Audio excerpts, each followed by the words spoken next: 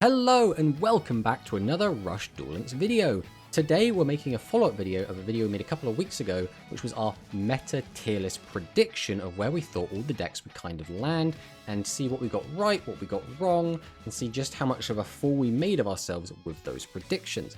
So in front of you we have what we predicted the meta would look like, and overall this isn't great. I think realistically a lot of this should be shaken up quite a bit with a couple of caveats. Now, the Royal Rebels are doing quite well. They're probably staying in tier 1. This is kind of representative of Dragon aggro, but I suppose a new variant of aggro has appeared in the meta, that being Thunder aggro, which has kind of taken the spot of this, but that deck is still doing okay, so this is maybe a tier 1, tier 2, or tier 3 deck. 7's Axel Row, unfortunately, has just really not been putting in the work. Machines as well have definitely not been putting in the work. RPs are probably okay. This was pretty cope to begin with, so the idea was that we could have some sort of yugioh-less Cyburst deck, but because of the way the skills work, it doesn't really work out in that favor, because both of the good Cyburst skills basically require you to only be on Cyburst. Playing Attribute Hydron alongside Dragius is next to impossible, and therefore doesn't really work. The rest of this list isn't actually looking that bad, but there is still one very big mistake we made here, and that is Magnum Overlord. We had this as a high tier 3 deck, or possibly a low tier 2 deck. I think realistically this is probably a tier 1 deck. This has been really showing up in tournament play lately, and has been really tearing up point battle rooms over in Japan. Therefore, I think we have to give this its kind of respect, as well as Thunder has been doing a lot better, and Cyburst has been doing a bit worse. Thunder has been doing very well. It's been seeing a lot of representation, and it's been really solid. I think it's just been a little bit more solid than people were maybe expecting. So with that, we'd probably drop this down, and this is kind of looking more or less what we would kind of be expecting to see. But what we're going to do today is we're going to make a brand new tier list. We're going to clean it up a bit, maybe get rid of some of the other decks that aren't really deserving of a spot on here, and we're just going to see where things look based on the current meta using the tournament results that we currently have. Now, the first thing I should probably clear up, just as a kind of disclaimer, tier lists aren't the be-all end-all. Just because I put something in tier 1 does not necessarily mean that is going to be the best deck in the game. That does not necessarily mean it will be what you should be playing in the GRF. Bearing in mind, this video should come out after the GRF has already started. But this is basically just a fun exercise to see where the meta is as I kind of see it right now. This isn't a, you should definitely play the top deck. This isn't a, you shouldn't play the bottom deck because it's garbage. This is literally just how I see the meta right now.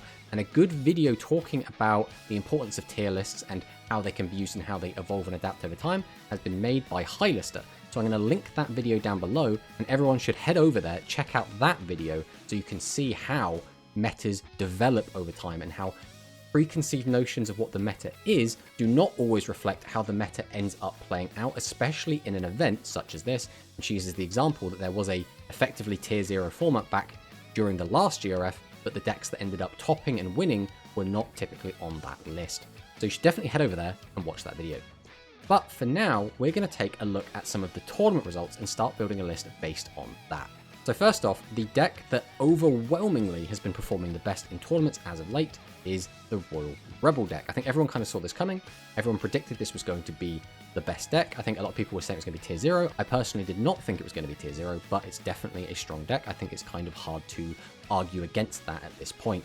Out of the 4 major tournaments that have been hosted, we're talking about tournaments that have like at least 40 people competing, this has won 3 of them, therefore has kind of solidified itself as a top contender, as well as the fact it has hit top 8 in those events 10 times, which is the most represented deck in top 8, and top 4 6 times. So it's been doing very well, and overwhelmingly the best deck. It is doing so well, it's actually dwarfing the next best deck by double. So the next best deck, if we're looking at top 4, is going to be Magnum Overlord. So Magnum Overlord is a very strong deck. It plays a very powerful spellcaster strategy. You're able to cheat out a lot of your boss monsters, and it does have the OTK potential with the maximum, and thus has been performing very well. As well as our Thunder deck. Now Thunder, again, if we're looking entirely at top 4 results, will be down in tier 3. We'd have a solitary tier 1, a solitary tier 2, and then tier 3 is going to be joined by the Cyburst. Now again, this is looking exclusively at top 4 results in specifically just these 4 tournaments. This is not a large sample size, but this is what the statistics would suggest. And then the last decks to kind of round this out, which is the only other decks that have been topping in any of these events would be Harpies, would be the Bubble Era, and finally would be the Dragon Aggro. So again, if we're looking exclusively at top 4 across just these 4 events, this is the way our tier list would look. But if we add all the decks that have made top 8 into this tier list, it suddenly shakes up quite a bit. So for a start, Thunder would suddenly overtake Magnum Overlord, as it has had a ton of representation and has been making a lot of top 8s, but has not been performing as well as Magnum Overlord, which has managed to win a tournament and make a top 4 finish. The gap between Cyberse and Magnum Overlord now closes a bit as well as they become a lot tighter, and then all 3 of these decks advance into tier 3 from high potential, and then finally they are joined by the other 2 decks that have managed the top 8, that being Light Machine and SAR Spellcasters. So this is starting to look a little bit more representative of what we think the format is going to look like. But again, this is only taking a look at the raw data. If we were to take a look again at the Japanese duel rooms, which again is not easy for me to find information on, it's basically people posting the deck list that they were playing and then the position that they came. Overwhelmingly, the players that are placing highly are playing specifically the Royal Rebels, then they are playing the Magnum Overlord, and then Thunder. Now, a caveat to this is that duel rooms are a bit volatile, and they do reward decks that can finish games quickly, but obviously winning is still going to be the primary thing that's going to get you to the top of those duel rooms. So just goes to show that these are the 3 decks that are winning the most on average. So with that kind of out of the way, I'm then going to start putting my own personal bias into this list based on my own experiences, based on what I think is really good, based on what I think is really bad, and how I think the meta has evolved over time. So personally, I think the Cyberse deck probably shouldn't be in tier 2. I think Harpies does feel like a more well-rounded deck when compared to the Cyberse list. I also think that some of these other lists should probably be dropped down a little bit just because they haven't really proven themselves outside of making a single top 8.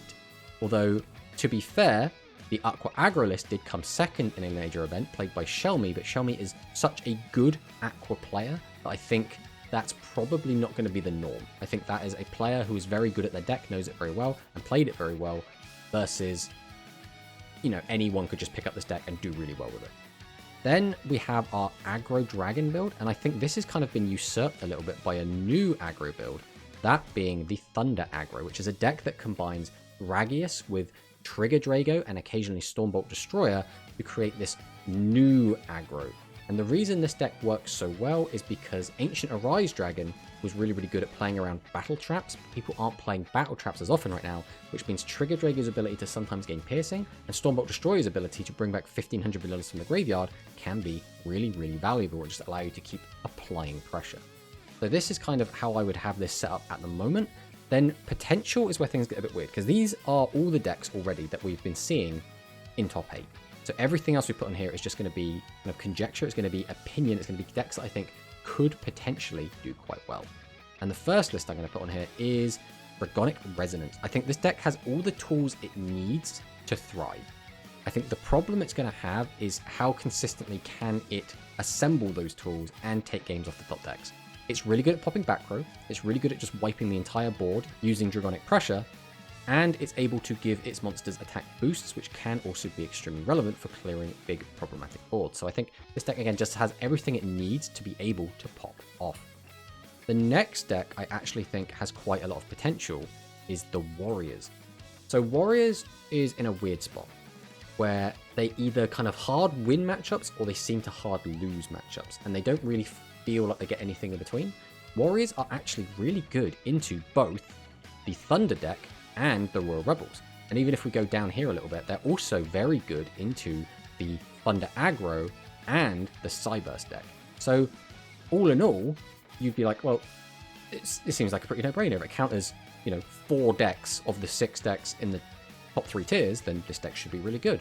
But it does hard lose to Magnum Overlord and Harpy Ladies. They are just able to clear through everything that you can kind of set up with the Warriors.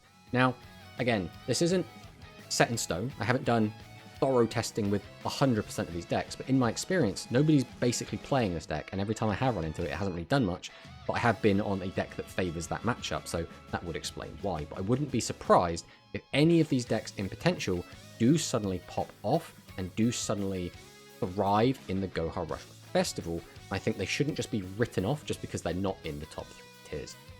Everything else down here, I think, is probably at least a little bit lower. I think that the strongest deck remaining down here is probably the Ancient Arise Dragon, but I don't know where I place it. I think I would arguably put it in Rogue, and the reason being, I really do think this deck is still okay, but it does lack a good way to get your opponent's life points outside of playing exactly Dragius, and then it gets a bit weird because Dragius is limit 3, and Clear Ice Dragon is limit 3, and how many of each copy do you play? And for every Clear Ice you're not playing, the deck now feels less consistent, and for every Dragius you're not playing, the deck now lacks an additional way to get to your opponent's life points, and the skill also doesn't help you get to your opponent's life points, so if your opponent just sets 3, they can just buy time until they can summon something to kill you, that being either some sort of Royal Rebel play, or just draw their maximum in either the 2 maximum builds, or 3 maximum builds sometimes.